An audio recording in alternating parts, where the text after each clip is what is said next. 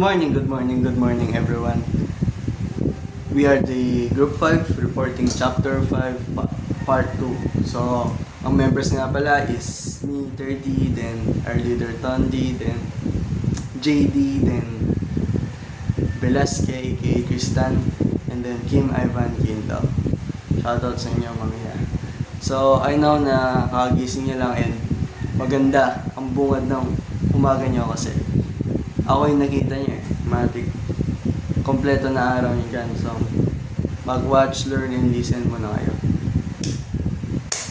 Then, so as you can see there, environmental quality. Yan yung first today's video. Environmental quality. What is environmental quality? In short, this refers to the condition of natural environment and how well it supports the health of people, plants, and animals. Tapos, in-include nito yung factors like air, water, cleanliness, noise levels, waste management, and pati yung overall sustainability of natural resources. Moving to the next slide, you can see the table of contents. So, first there is environmental hazards and human health, then air, water pollution, climate disruption, and ozone depletion, and lastly, the solid and hazardous waste. So, yun nga, environmental quality as I said earlier. Then, let's move on to environmental hazards and human health. Environmental hazards. Ano nga ba to? As you can see there, it says that an environmental hazard is any substance, state, or event originating from the natural or human-made environment that has the potential to cause harm to human health, property, or the environment itself, the ecosystem.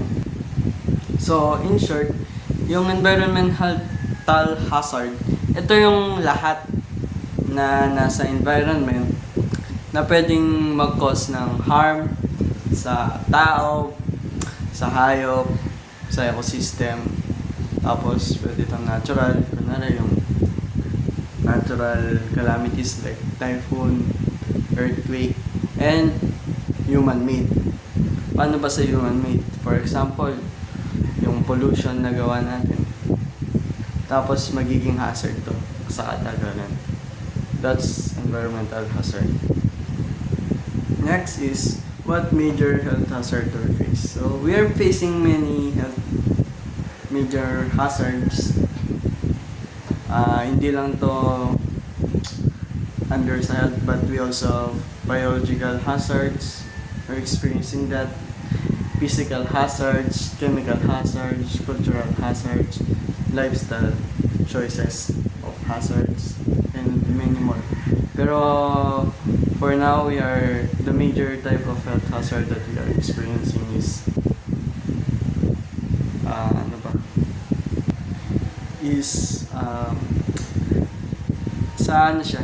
environmental hazard, which is the climate change. Kasi ang lala na bro, climate change is so far devastating many things, just like in the North Pole, yung ice doon natutunaw na, and the ice bears are losing their habitat. So climate change has many downside on the ever-changing environment. Moving on the risk assessment and risk management. As you can see there, risk assessment. So hazard identification. What is hazard? Then probability of risk. How likely is the event? Then consequence of risk. What is likely the damage? Ito yung mga tinatanong natin dyan. Then sa comparative risk analysis, how does it compare with other risks? In risk reduction, syempre, how much should it be reduced? Risk reduction strategy. Ito yung how will the risk reduce? Kung paano mababawasan yung risk. Then, financial commitment, how much money should we spend? So, as you can see, it's all about take the risk, then suggestions. Then, on the next, so 5 major types of hazard. Una is biological hazards, physical hazards, chemical hazards, cultural hazards, and lifestyle choices hazard. Then, ano yung biological hazards? So as you can see there, biological hazards from more than 1,400 pathogens, yun nag-infect sa humans. Ano yung pathogen? A pathogen is a living organism that can cause disease in other organism. Examples nito are bacteria, viruses, parasites, and protozoa and fungi. Then what are bacteria? Bacteria is common for infectious or for disease. This includes tuberculosis or TB, pneumonia, strep throat, salmonellosis or food poisoning, and cholera. Then virus. Ano nga ba yung virus? Yung virus is a living, you can say that is a living or at the same time living things because viruses are produced only when they are attached in the cell. Tapos ito ay meron din RNA and DNA, but it doesn't have a nucleus. Examples nito are SARS-CoV-2, influenza viruses, rhinoviruses, and many more others. Next is parasites. Parasites, as mentioned in our past lessons, ito yung mga nag-a-attach sa isang host para mag-benefit. Samantalang yung host niya, sila yung namamatay. Tapos, meron din mga parasite na nag-attach sa human. For example nito is, you can see there, is the tapeworms. Ano ba to? Ito yung long, flat, segmented worms na na-acquire natin or nakukuha natin by eating raw or undercooked infected meat. Tapos naninirahan sila sa intestine. Kaya lutuin nyo muna yung mga kinakain nyo. Next is protozoa. Protozoa, para rin siyang bacteria na may pagka-virus. Tapos example nito is yung malaria, listeriosis, and amoebiasis. Next is fungi. Ano ba yung fungi? Fungi is a biological hazard na primarily through three main mechanism. Ano to? Infection, toxin production, and allergy sensation. What types of biological hazards do we face? In terms of death rates, the most serious infectious diseases are flu, AIDS, diarrhea diseases, malaria, and tuberculosis. Most of these deaths occurs in developing country. The world is now suffering from a pandemic caused by coronavirus as a fun fact. Then, what types of biological hazards do we face? So, infectious diseases or solutions. So, first is increased research on tropical diseases and vaccines. So, yun, para malabanan mo. Prevention is more better than cure. Then, next is reduce poverty. Bawasan mo yung mga mahirap. Hindi naman ibig sabihin na bawasan mo sila na patayin mo. Pero, i-reduce mo yung poverty, like tumulong ka sa mahirap, paggawa ka ng bahay nila. The next is decrease malnutrition. So, marireduce mo rin yung poverty sa pag-decrease ng malnutrition mo kasi madalas naman sa mga may malnutrition is yung mahirap na nasa alsada lang. Then, next is improve drinking water quality. Ito yung pagpapagawa ng poso na pwedeng maging mineral yung lalabas dito. Pero yun, improve na dapat yung drinking quality to avoid diseases such as bacteria or cholera. Yan, cholera, nasa drinking yan eh. Next is reduce unnecessary use of antibiotics. Dahil nga tulad na lamang ng viruses, yung viruses hindi naman tumatalab dun yung gamot na antibiotics. That's why dapat meron ka rin vaccines, yun na lang yung gaanin mo. Tapos huwag kang gamit ng antibiotics, baka kumakatol ka na, tapos nagbabayagesic ka pa, iba na yun tol. Kaya dapat baka ma-immune ka eh, diba? The next is educate people to take all of an antibiotic prescription. Yun, kailangan may prescription yung gagamitin mo. Baka kasi uminom ka ng NSF pero inuubo ka. Anong gagawin nun, di ba? Next is educate people to take reduce antibiotic use to promote livestock growth. Bawasan mo yung paggamit ng antibiotic sa pagpapadami or effect ng quality ng mga livestock growth, tulad na ng paggamit ng vitamins sa mga pinangsasabong na manok. And next is require careful hand washing. Bago kumain, syempre magugas ka. Kaya sa mga ROTC advance dyan, dapat naghuhugas kayo, ha. Kasi dito pwede manggaling yung mga yung mga worms and parasite na nagmumula sa mga kinakain natin sa madulong. Next is immunize children against major viral diseases. Paano mo ito gagawin? Magpapabakuna ka ng anti-polio, ng anti-rabies, ng anti-tetano, para iwas sakit, lumaki ng gusto. Then lastly is provide oral rehydration for diarrhea victims. So, syempre pag nagda-diarrhea ka, nagsusuka, nagtatay ka. Kaya dapat nababawasan yung bodily fluids mo sa diarrhea. Kaya dapat nagpro-provide ka dito ng mga rehydration. Tapos, next is chemical hazards. Chemical hazards from harmful chemicals in air, water, soil, and food. Ano ba yung mga to? For example, is yung pesticides na nilalagay sa mga halaman para i-spray tapos makakaroon ng residue, diba? Yun yung mga harmful chemicals. Tapos, what types of chemicals hazards do we face?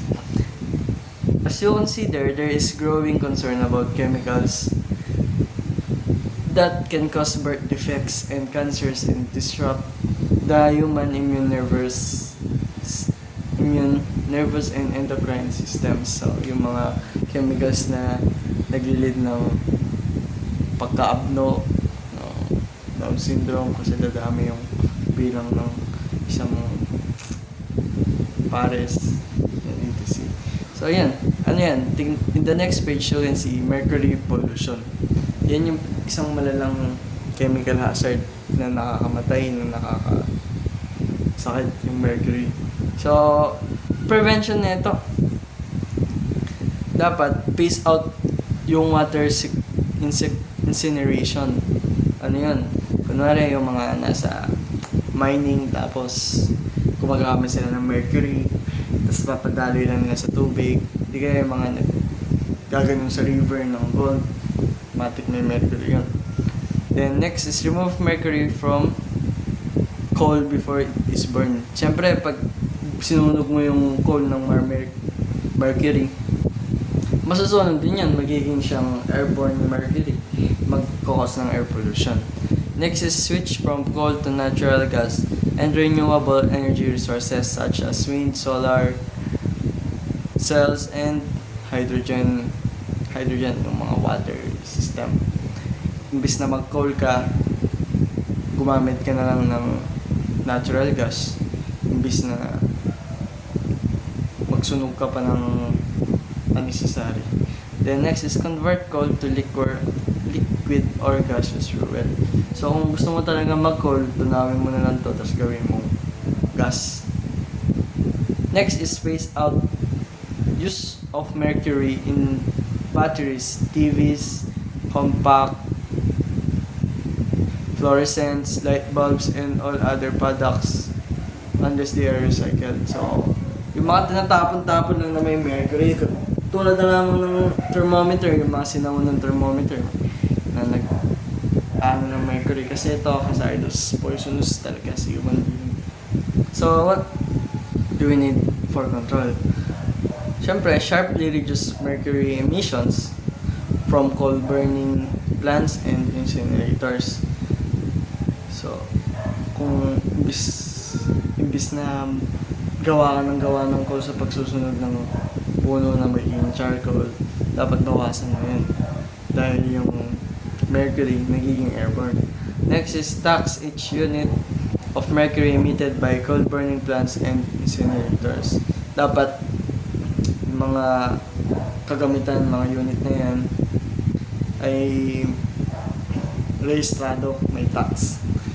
Next is require labels on all products containing mercury. Yung pinaka-importante talaga sa lahat, dapat may label kahit saan yan. Katulad na lang dito, yung products na may mercury, dapat may label yan para malaman mo kung nasaan, di ba? Next is, or last is the collect and recycle mercury containing electrical switches relay. Dapat nire-recycle mo yung mga ganun bagay. So in the next page or slide, as you can see, how can we evaluate and deal with chemical hazards? So scientists use laboratory animals, non-animal tests, case reports of poisoning, and epidemiological studies to estimate the toxicity of chemicals. But these methods have limitations. So, many health scientists call for a much greater emphasis on pollution and prevention to reduce our harmful chemicals. So, next is page. You can see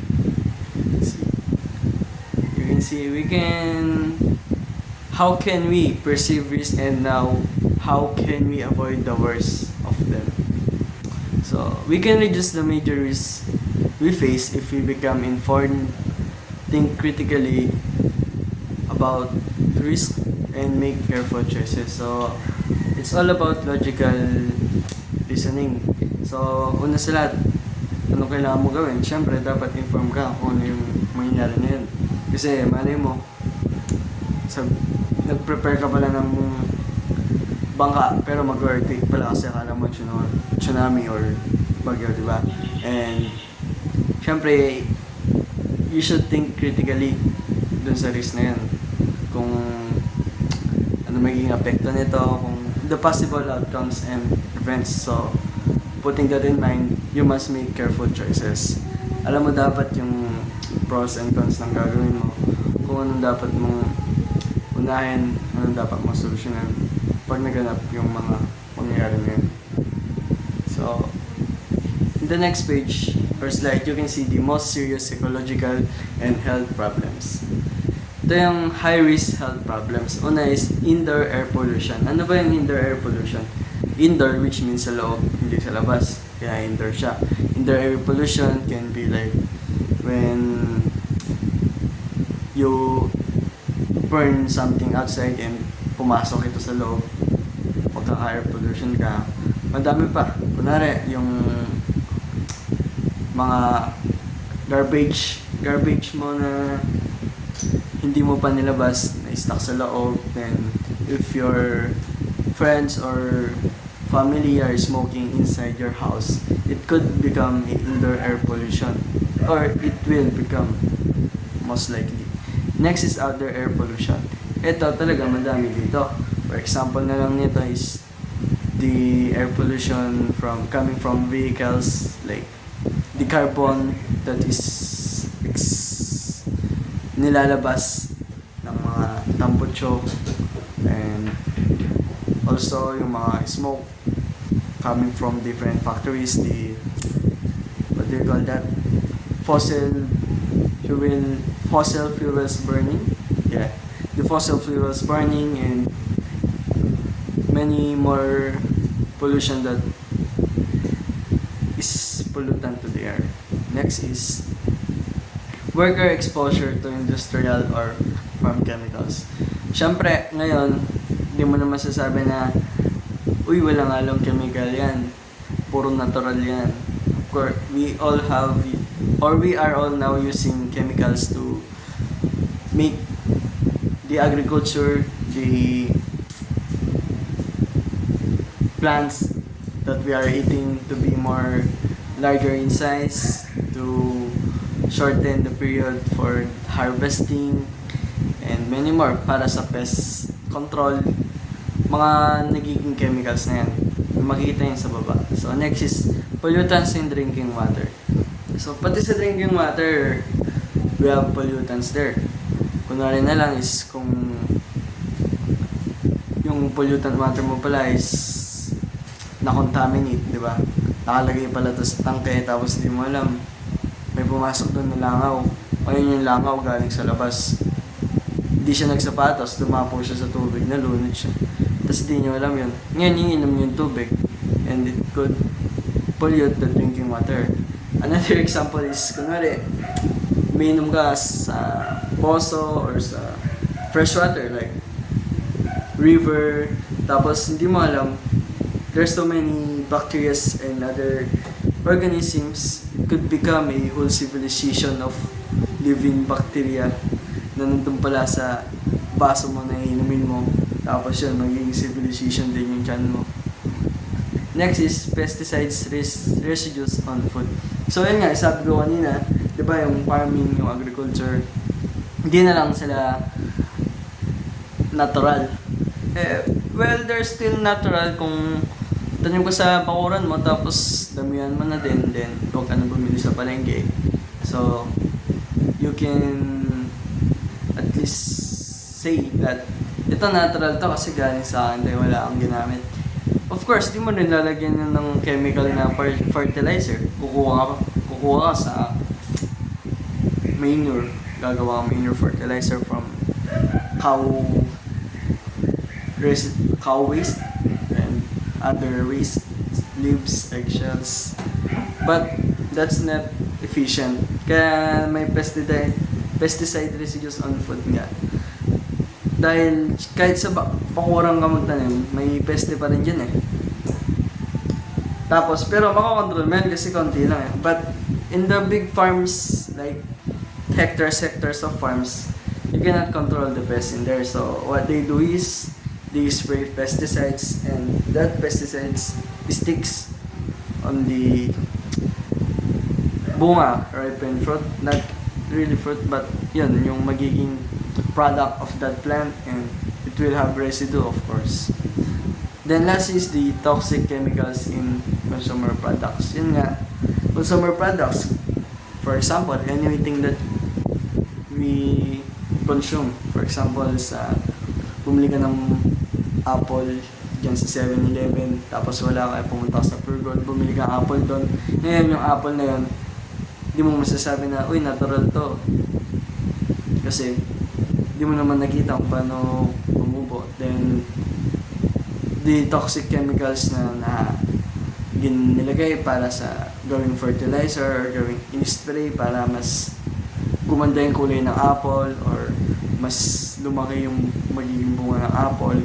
Yun yung nagiging toxic chemicals na nakaka-harm sa health natin. Lalo na kasi kakainin natin yun, direkta yun eh. Okay?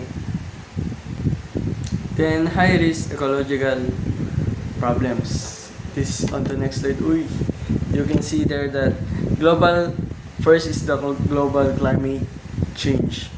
Ano nga ba to? Global climate change, as I told you earlier, this is the most major problem that we are facing, climate change. Hindi lang ito sa climate change sa Pinas, but globally around the world. I mean, ito yung pagbabago ng temperatura, pagbabago ng weather, not weather but climate, pagbabago ng lahat. Because as you know, change is constant, nagbabago lahat tayo. So the climate also changed, but more aggressively. Like kung dati sa Pinas yung around April summer na, but now it's still raining, and then magsa-summer is but on November. It become very hot in that season na dapat bare months na malamig na. Next is the stratospheric ozone depletion. So may layers yung atmosphere natin, then isang layer dyan is yung stratosphere na andon yung may ozone. Then alam niyo naman eh, You know what's the pros of having ozone layer? And yung ozone layer natin nagdi-deplete. Yung ozone layer siya yung nagbablock ng direct UV rays na nanggagaling sa sunlight, na nanggagaling sa sun. Dahil sobrang init na ito, kaya mayroon pa rin ozone layer. Ngayon, yung ozone layer na yun, pakunti na lang ng pakunti, kaya mas umiinit lalo, mas nagka-climate change. Kaya yung mga sa North Pole, as I said earlier, a while ago, is natutunaw na yung ice nila sa climate change, na dahil rin yan sa ozone depletion. Paano nangyari yung ozone depletion? Nangyari to dahil sa sobrang ng carbon. Natatrap ito sa atmosphere. Yung carbon hindi nakakalabas dahil may ozone dyan. Matatrap lang dito yung carbon. Ngayon, ito mafe-fill na to ng carbon gas, kaya nga nagkakaroon ng global warming, greenhouse something. Matatrap ngayon dito yung carbon. Ngayon, sobrang init ngayon. Until such time na gusto na magbabaw niyan mabubutas unti-unti yung ozone layer. Dahil ngayon nga, malaki na yung butas. Lulusot sila doon, papalikin lalo. Then next is the wildlife habitat alteration and destruction. So ano yun? Ito yung mga tirahan ng mga wildlife born to be wild na na-alter. Parang nababago, tapos nasisira, destruction. Bakit? Kasi ginagawa nila ngayong establishment, gagawin nila yung dating place for habitat ng mga wildlife, manari yung forest, dun banda sa ibang lugar. I-deforestation nila yan, i-clear nila, gagawin nilang resources, yung wood for many things. Tapos yung lupa na yun, bebenta, it will become a place or land for building more establishments, for more civilization, dahil yun, downsides of expanding your civilization. The next is the species extinction and loss of biodiversity. Alam niyo, madami nang na-extinct ngayon na species, not just in Philippines, but also in around the world. May mga endangered na nga tulad ng mga rhinoceros. I think there are around 2 or 1 of them, mga white rhinoceros kung tawagin, na extinct na endanger. Una dahil sa habitat loss, pero main reason dahil sa mga poachers. Yung hinahunt nila to, binibenta, ginagawa nilang gamit yung hides, yung horns, yung scales, yung pwedeng pakinabangan. Kumbaga, wala nang pagkikisama yung mga tao sa mga kasama living things dito. Kung ano yung nakaka-benefit sa kanila, yun na lang. That's what leads to species extinction. Tulad nag-extinct yung mga mammoths, yung mga saber-tooth dati, dahil hinat lang yun ng tao dahil wala silang pagkain. And yan, loss of biodiversity nga. Dahil dito, nawawala na yung habitat, nawawala na yung mga nakatira, nawawala na yung uniqueness ng Earth sa ibang planet na may oxygen, na may kalikasan because of many human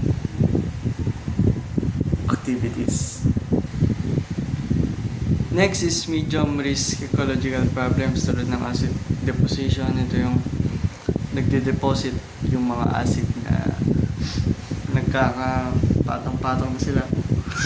Then, pesticides, as I told earlier, ito yung ginagamit nila pang-control sa mga pest.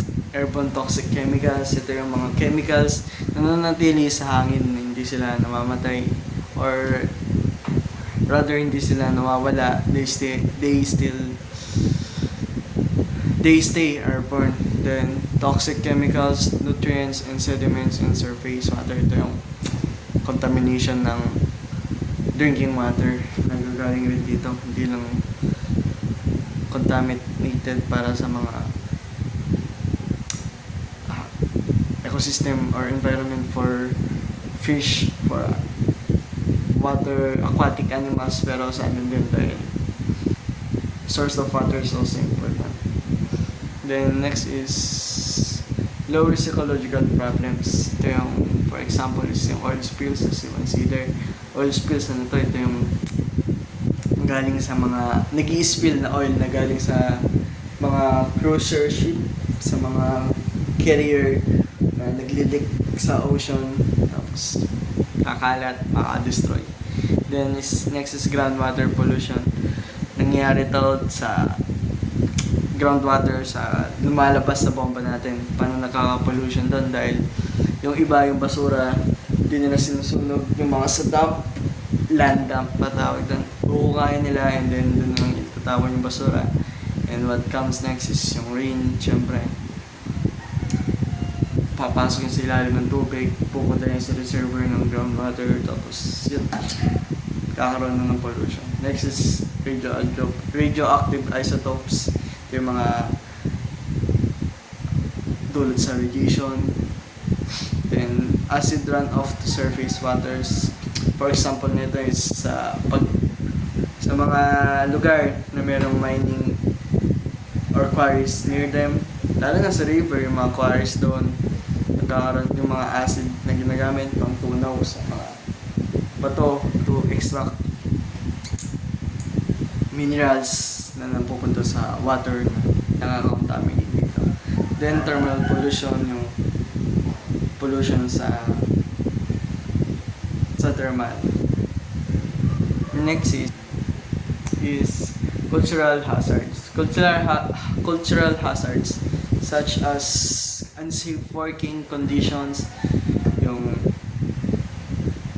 for example, nag-construction ka tapos wala kayong helmet. Then, mga construction worker sa tabi-tabi.